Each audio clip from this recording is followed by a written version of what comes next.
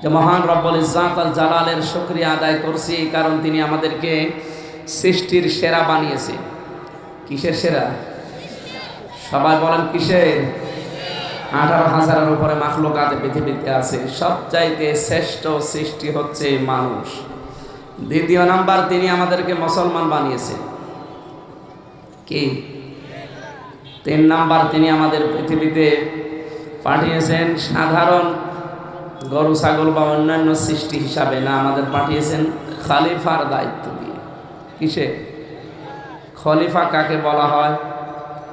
এই শব্দটা আজ না বোঝার কারণে বিভিন্ন মানুষ বিভিন্ন মাজারের, দরবারের, পীরের, আল্লাহর ওলিদের খলিফা হয়ে আনন্দে আছে যে আমিও তো খলিফা। নাকি? খলিফা আপনাকে বানিয়েছেন আল্লাহ কোন জায়গার জন্যে?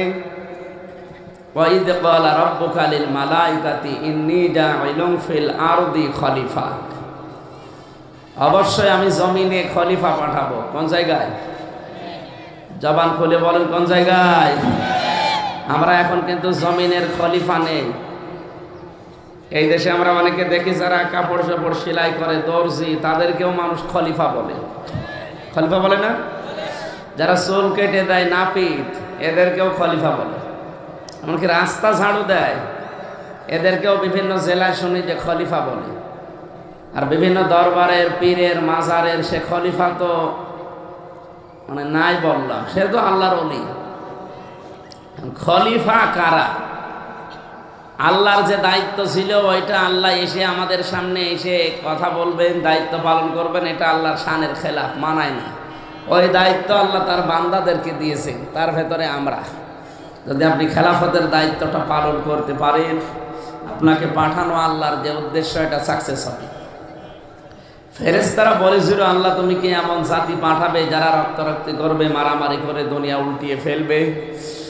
তোমার যদি জিকির আজকার লাগে, তাসবিহ তাহলিল লাগে, গুণগান লাগে, আমরা তো আছি। নাহনু নুসাব্বিহু বিহামদিকা ওয়া নুকদ্দিসু লাকা। এখানে খেয়াল করার বিষয়, এই ফেরেশতাদের ধারণা ছিল আল্লাহ খলিফা বানাতে যায়, জিকির করবে, তাসবিহ করবে, আল্লাহর গুণগান করবে, এই জন্যে। নাকি? এটা কাদের ধারণা? জবান করেন না কেন? ফেরেশতাদের ধারণা ছিল যে আল্লাহ খলিফা পাঠাবে জিকির করার জন্য। কিসের জন্য? জিকির আজগার করবে, তাসবিহ তাহলিল করবে, এই জন্য। এই জন্য তারা বলেছে নাহানু নুসাব্বিহু, আমরা তো আছি তোমার তাসবিহ করার জন্য, তোমার প্রশংসা যদি লাগে, নুকদ্দিসু লাক ওয়া নুকদ্দিসু লাক, আমরা আছি, তোমার ওগুলো আর বানানোর দরকার নেই। আল্লাহ রাব্বুল আলামিন বললেন, ক্বালা ইন্নী আ'লামু মা লা তা'লামুন, আমি কেন পৃথিবীতে খলিফা পাঠাবো এটা কিন্তু তোমরা জানো না, কারণ আমি যা জানি তোমরা সেটা জানো না। ফেরেশতারা যেটা বলেছিল ওটা কি ঠিক? বলেন না কেন? আল্লাহ কি জানে ওটা ফেরেশতারা জানে না। আল্লাহ কি জানে? আল্লাহ রাব্বুল আলামিন যেটা জানেন যে খলিফার কাজ কি, এটা কিন্তু এখনো বলেননি। ফেরেশতাদের সামনে এখনো বলেছে, পরবর্তী আয়াতে আল্লাহ জানিয়েছেন। আমরা নির্ধারিত আয়াত পড়েছি, এর ভেতরে আসবে ইনশাআল্লাহ। তাহলে খলিফা কি, খলিফার দায়িত্ব কি, ওটা যদি আপনি না বোঝেন, আপনি 1000 বছর না, এ পৃথিবীতে কিয়ামত পর্যন্ত হায়াত পেয়েও আপনার জীবন পুরাটাই ব্যর্থ। সৃষ্টির সেরা বানিয়েছেন, মুসলমান বানিয়েছেন, এই পৃথিবীর জমিনে আপনাকে আল্লাহ মানুষ বানিয়ে পাঠিয়েছে। এতটুকুই না, সর্বশেষ আল্লাহ আপনাকে খলিফা বানিয়ে পাঠিয়েছে। সুতরাং খেলাফতের দায়িত্ব যদি আপনি বুঝে নিতে না পারেন, আপনাকে যেখানে আল্লাহ পাঠিয়েছেন ওই জায়গায় না এসে আপনি অন্য জায়গায় জীবনটা নষ্ট করে দিলেন।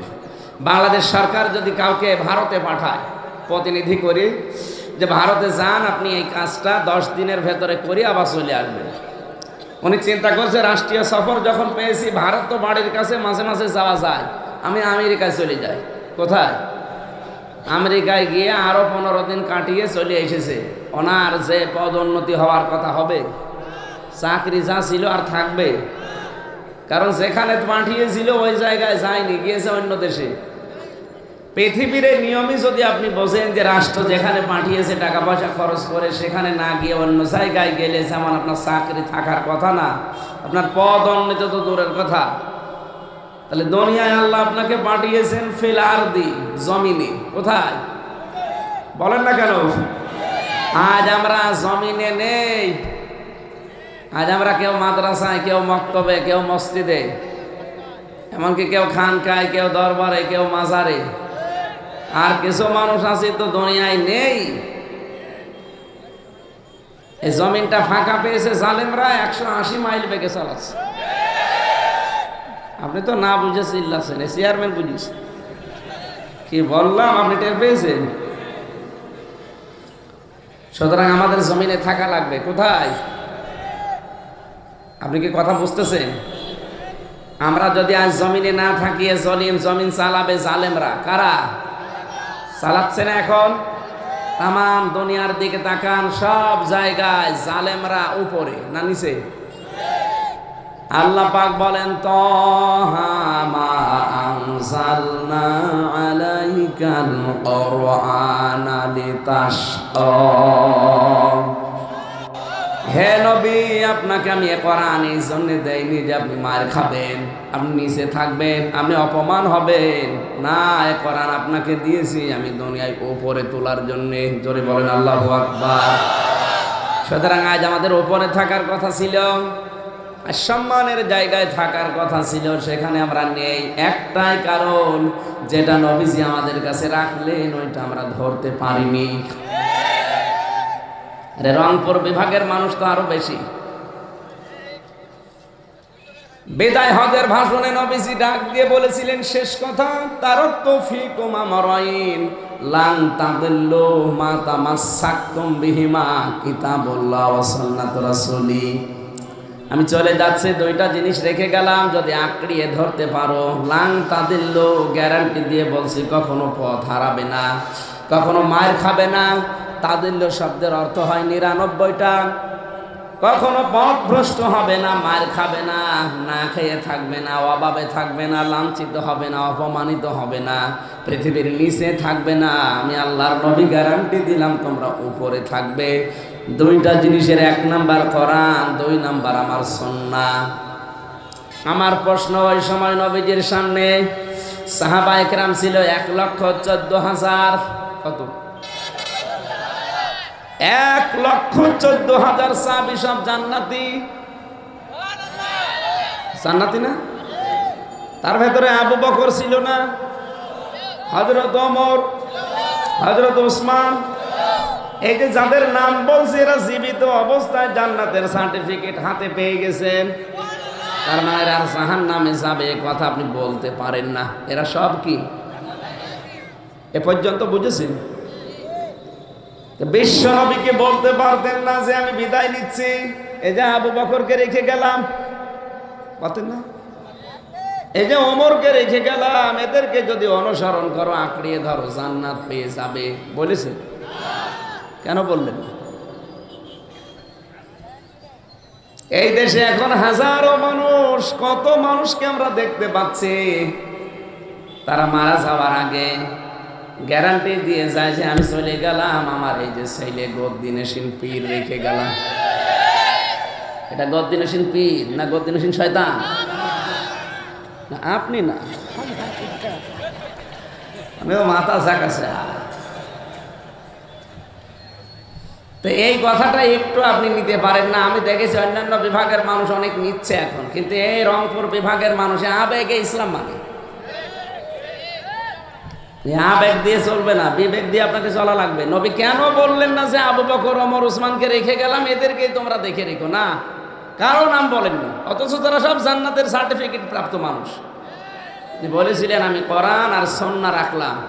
সুতরাং আমাদের উচিত হবে, আমরা যদি এই পৃথিবীতে যদি উপরে থাকতে চাই, আর যদি মায়ের খেতে না চায়, এখনো কোরআন এবং সুন্নাহর কাছে আসা লাগবে। আর খেলাফতের দায়িত্ব পালন করতে হলে কোরআন সুন্নাহ বাদ দিয়ে হবে? বলেন, খেলাফতের দায়িত্ব পালন করবেন আসমানে, জমিনের নিচে? কোথায়? ফিল আরদি, ফি মানে মধ্যে, উপরে, যাই বলে, জমিনের মধ্যে, জমিনের উপরে দায়িত্ব পালন করা লাগবে।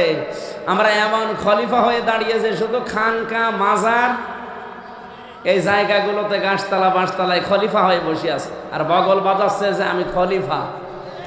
আমার দাঁত মুখ রাখবে আল্লাহ? সব খুলে ফেলবে। তোমার থাকার দরকার ছিল জমিনে, আর জমিনে থাকতে হলে ডাক্তার হওয়া লাগবে, ইঞ্জিনিয়ার লাগবে। কথা বলছেন না কেন? ডিসি লাগবে না, এসপি লাগবে না। আর জমিনে আমরা এই সমস্ত জায়গাগুলোতে এই মানুষগুলো দিতে পারি না। এই জন্য এই জায়গাগুলো সব এখন অত জোরে বলার দরকার নেই, যাদের দখলে থাকে থাক। আমরা মনে করছি না শুধু মসজিদে খানকায় আর মাদ্রাসায় ইবাদত, ওইগুলো কি? ওই জায়গাগুলো আজ যদি আপনি ডিসি, এসপি, টিওনো, বড় বড় ডাক্তার, ইঞ্জিনিয়ার, বৈজ্ঞানিক সচিব যদি এরকম মানুষ পাঠাতে পারতেন, এই যে আব্দুল লতিফের মতো, নাকি আল্লাহর ওলি না, এইরকম মানুষ যদি পাঠাতে পারতেন, মানে তাফসীর মাহফিলের জন্য অনুমতিরও দরকার নেই। আজ বিভিন্ন রাম আর বাম এক জায়গায় হয়ে একটা ষড়যন্ত্র লাগিয়েছে, কোরআনের বিভিন্ন ষড়যন্ত্র করে পারে না। এখন ষড়যন্ত্র করছে করোনা ভাইরাসের দোহাই দিয়ে যে ওয়াজ মাহফিল, তাফসীর মাহফিল, কোরআনের আলোচনার হবে না। আমাদের ষড়যন্ত্র সাধারণ মানুষ না বুঝলেও আমাদের মাথায় মগজ আছে, বুঝে ফেলেছি। এক জায়গায় হলে যদি করোনার ভাইরাস ছড়ায়, তাহলে বাংলাদেশে এমন এমন জায়গা আছে বাজারে মানুষকে একজন থাকে, তাহলে বাজারগুলো বন্ধ করা লাগবে আগে। সিনেমা যারা দেখতে যায়, একজন দেখতে যায়, তাহলে সিনেমা হল সব বন্ধ করা লাগবে। নিজের ফতোয়ায় নিজে মরবা। ফেরাউন যখন লোকজন বলছে আপনি তো খোদা দাবি করেছেন, আপনি আমাদের বড় খোদা, পানি দেন। ঠিক আছে, এখন না, কালকে দেখবি পানি চলে এসেছে। গভীর রজনীতে জায়নামাজ বগল দাবায় নিয়ে পাহাড়ের পাদদেশে সেজদায় পড়ে কাঁদছে, মালিক তুমি আসো আমি জানি, তা আমি তো দাবি করে ফেলেছি, এখন যদি এই পানির ব্যবস্থা আমি করতে না পারি, আমি যে খোদা, আমার চেয়ারের পায়া থাকবে না। তুমি দয়া করে দুনিয়া আমারে দিয়ে দাও, আমি আখেরাত চাই না। এ দোয়া করার পরে পেছনে ঘুরে দেখছে দুইজন দাঁড়িয়ে আছে। যাই তোরা কারা? ও মনে করছে আমার এক বক্তব্য সব শুনি ফেলেছে। ওরা বলছে আমরা আপনার দেশের প্রজা, একটা বিচার নিয়ে এসেছি। বলে বিচার এখানে না, রাজ দরবারে হবে। বলে না, এখনই রায় দেওয়া লাগবে। কিসের বিচার? প্রজা যদি রাজার হুকুম না মানে, তাহলে সেই প্রজার শাস্তি কি? ফেরাউন একবারই বলে দিয়েছে যে তার শাস্তি এই নীল নদে চুবিয়ে চুবিয়ে মারা।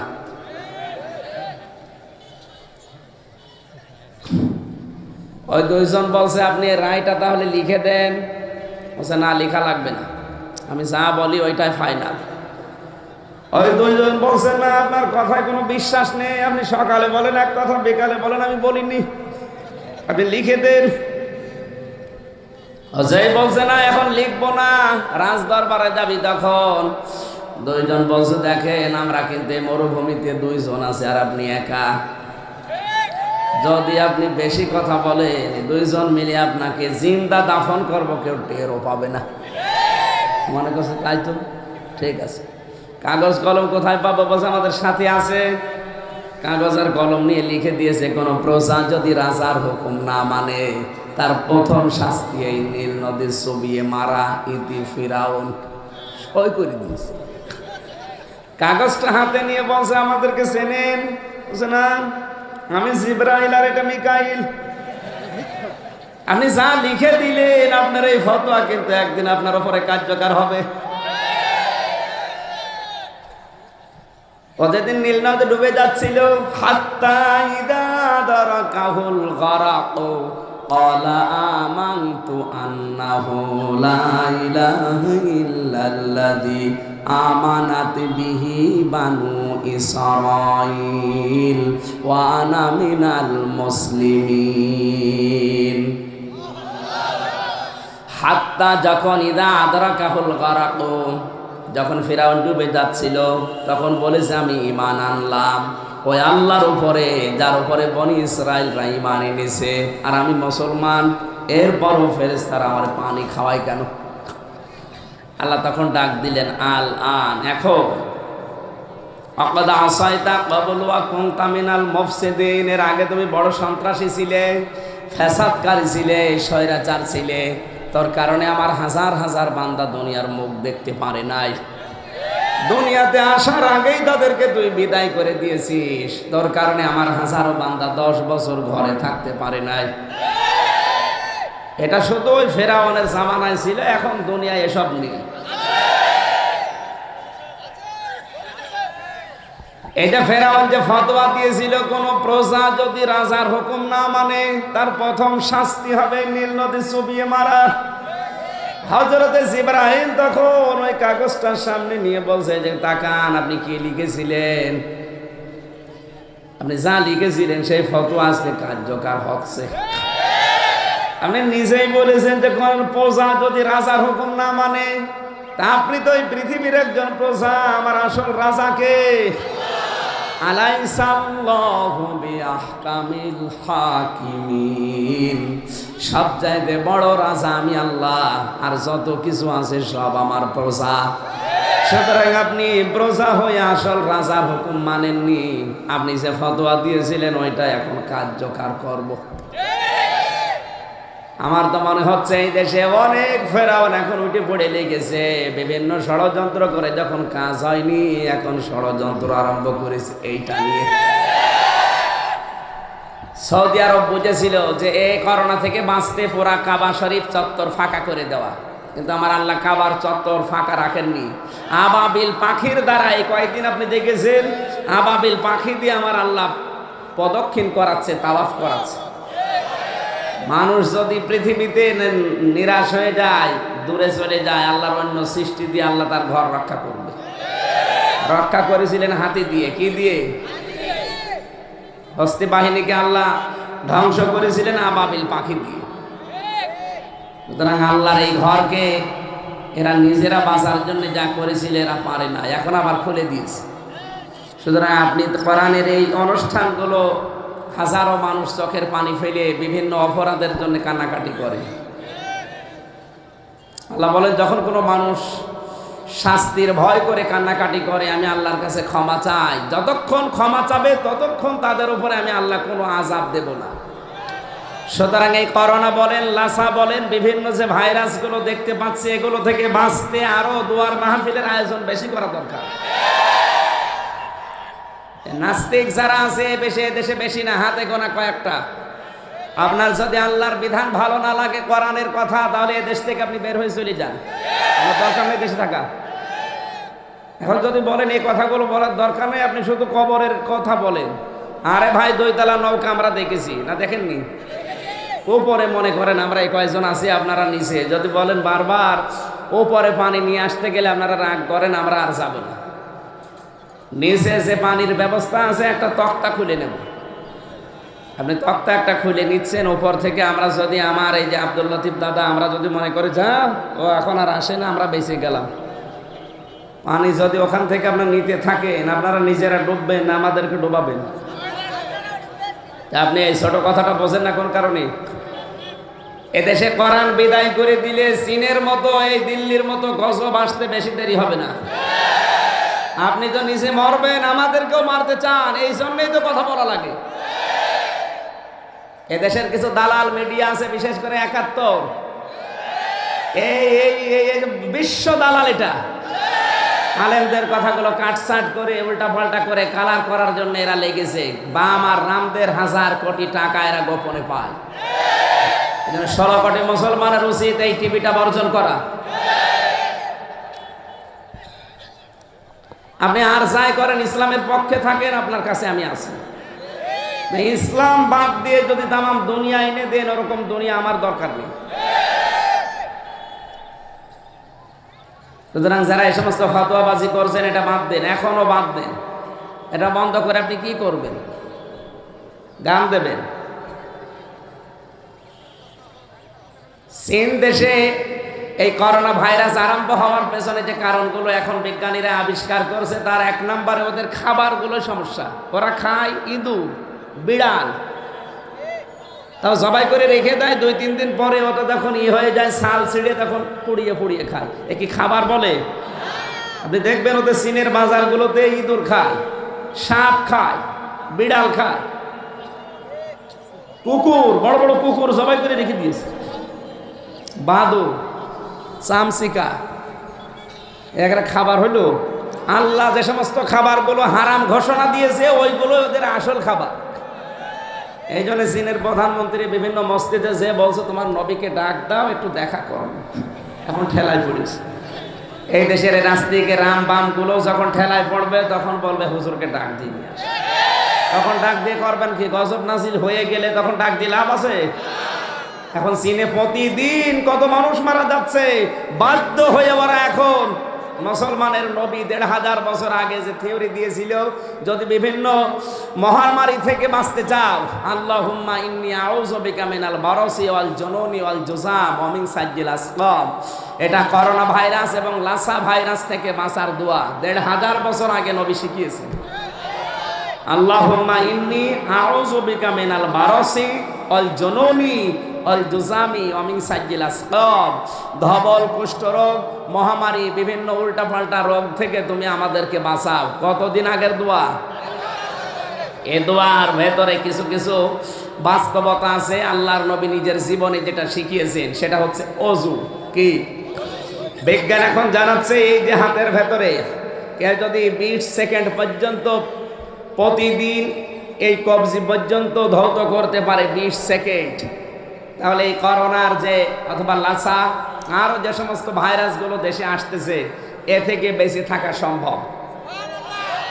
আপনি একটা হিসাব করে দেখবেন, 20 সেকেন্ড হয়ে যায় যদি কেউ সুন্নত অনুযায়ী ওযু করে 5 বার, 5 বার যদি কেউ ওযু করে 3 বার করে ধৌত করতে হয়, কতবার? আপনি হিসাব করে দেখবেন 20 সেকেন্ড পার হয়ে যাচ্ছে। বিজ্ঞানের থিওরি রাসূলের এই থিওরির সাথে মিলে গেছে। সবচাইতে বড় আশ্চর্য হয়েছে, খ্রিস্টান 3 জন বিজ্ঞানী এই যে এই জায়গার যে চামড়াটা আর এখানে যে চামড়া আছে, এই চামড়ার দুইটা এক। এই জন্য এখানকার পানি যদি এখানে কেউ 5 থেকে 6 বার দিনে রাতে লাগাতে পারে, তাহলে তার এই জায়গায় কোনোদিন ক্যান্সার হবে না। সবচাইতে ক্যান্সারের রোগী বেশি কোন দেশে? আমেরিকায়। আপনি আমেরিকায় যেয়ে দেখবেন বাংলাদেশে যেরকম প্রাইমারি স্কুল, ওই দেশে ওইরকম ক্যান্সারের হাসপাতাল, সব জায়গায়। এই জায়গাটা পরিষ্কার রাখা লাগবে। বিশ্বনবী ১৫০০ বছর আগে দেখিয়েছে। 3 জন খ্রিস্টান বিজ্ঞানী গবেষণাগার থেকে বের হয়ে দেখছে একজন মুসলমান ওযু করছে পুকুরে, যে কেউ হাত চেপে ধরেছে, কেউ পা চেপে ধরেছে, বলছে ইউ আর মাই ফাদার, আপনি আমাদের বাপ। কেন? আমরা 13 বছর আমরা এই 3 জন বিজ্ঞানী গবেষণা করে পেলাম যে এই চামড়াটা, এই যে রগটা যদি সতেজ রাখতে হয়, যদি রোগ মুক্ত রাখতে হয়, তাহলে এইভাবে পানি লাগানো লাগে। তা আপনি এটা আবিষ্কার করে ফেলেছেন আগে। বলছে কি? আমি এখনো বুঝি না। বাসা আপনি যেটা করলেন এটা আমরা আবিষ্কার করেছি আজ 13 বছর ধরে গবেষণাগারে বসে। মুসলমান বলছে দেখেন ভাই, এটা আমার গবেষণা না, এটার নাম ওযু। ১৫০০ বছর আগে আমার নবী এটা আমাকে শিখিয়েছে।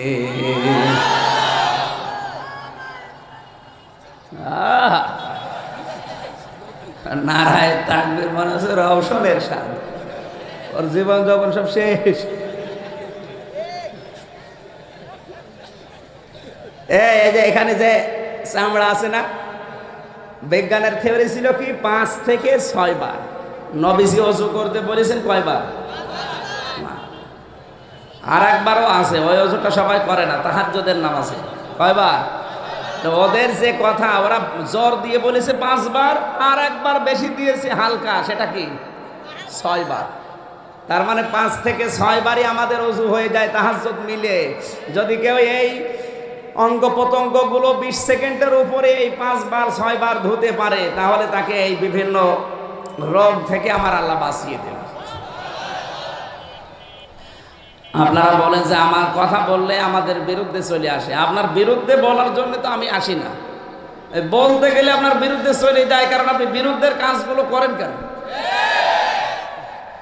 এই জন্য আমাদের উচিত হবে এই যে দুর্বিসন্ধিগুলো চলছে, বিভিন্ন কায়দায় আমাদের মোকাবেলা করা। আর আমরা যদি বলেন না, খেলাফতের দায়িত্ব আমার দরকার নেই, আমি শুধু মসজিদে মাদ্রাসায় খানকায় বসে আছি, আমি খলিফা, আপনিও ধরা খাবেন। যারা এগুলো ষড়যন্ত্র করছে ওরা তো আগে ধরা খাবে। আল্লাহ আমাদের হেফাজত করুন, জোরে বলেন আমিন। তাহলে প্রথম নাম্বারে আমাদের দায়িত্ব হচ্ছে খেলাফতের দায়িত্ব পালন করা জমিনে। কোথায়? আমাদের এখন জমিনে থাকার দরকার আছে না নেই? জমিনে থাকতে হলে ডাক্তার লাগবে না? আপনার ছেলেকে ডাক্তার বানাবেন, কোনো অসুবিধা নেই। তাকে কোরআন শেখানোর পরে আপনি ডাক্তার বানাবেন। MBBS, FCPS, FRCS ডাক্তার হবে আপনার ছেলে। আজ বাংলাদেশের ডাক্তারগুলো যদি রাজশাহীর ডাক্তার ফাতেমা সিদ্দিকার মতো মেয়েদেরকে ডাক্তার হতো, বরিশালের ডাক্তার শাহিন জব্দারের মতো ছেলে ডাক্তার পেতাম, খুলনার ডাক্তার মতিয়ার রহমান স্যারের মতো ডাক্তার পেতাম। এরকম ডাক্তারগুলো হলে এই দেশের চিকিৎসা বিভাগ দুর্নীতিমুক্ত করা সহজ হতো। হাজারো ডাক্তারের কাছে ঔষধ কোম্পানিরা কত কিছু শুধু লাইন দিয়ে দিতেই থাকে। আপনি শাহিন জব্দারের কাছে, ফাতেমা সিদ্দিকার কাছে, মতিয়ার রহমানের কাছে যান, লাইন দেওয়া না, আপনি যে পায়ের কাছে ফেলে দিলেও নিতে চাইবে না, কারণ তাদের ভেতরে কোরআন আছে। কি আছে? এজন্য আপনাকে আহ্বান জানাচ্ছি, জমিনে যদি চাষ করতে চান, খেলাফতের দায়িত্ব পালন করতে চান, অবশ্যই অবশ্যই আপনার ছেলেকে ডাক্তার, ইঞ্জিনিয়ার, বিজ্ঞানী বানাতেই হবে। নয়তো এই জায়গাগুলো জালেমরা দখল করে আরো দুর্নীতিগ্রস্ত করে ফেলবে। আল্লাহ আমাদেরকে হেফাজত করুন, আমিন।